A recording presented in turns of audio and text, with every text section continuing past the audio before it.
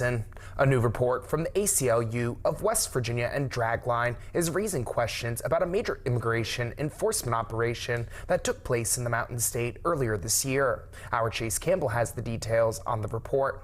Operation Country Roads, a 15-day ICE operation conducted in January, was announced by federal prosecutors as a sweeping crackdown on dangerous criminals.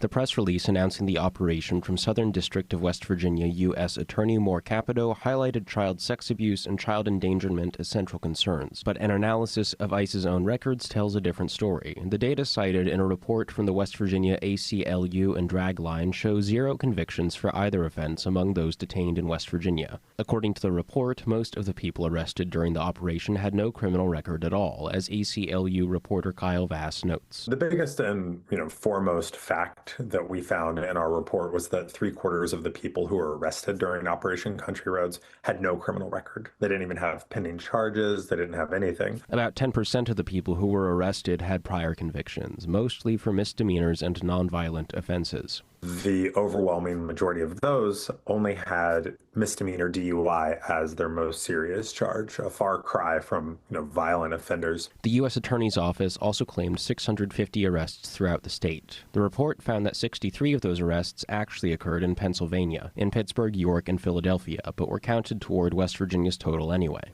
These places were kind of lumped into the West Virginia data as far as people being arrested in those locations being counted as West Virginia arrests. The report also found West Virginia's regional jails, already among the most overcrowded and deadly in the nation, held more than 300 ICE detainees at the operation's peak.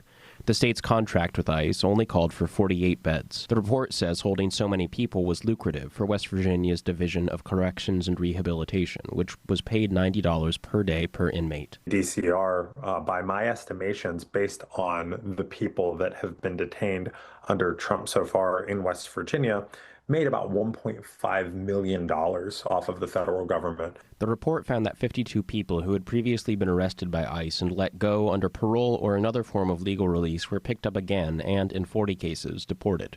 4 federal judges in West Virginia's Southern District later ruled detentions under Operation Country Roads unconstitutional, ordering the release of detainees in 65 separate cases. West Virginia's jail system suspended accepting new ICE detainees in late March. According to the report, ICE responded by rerouting detainees to a Pennsylvania facility. Chase Campbell, WTAP News.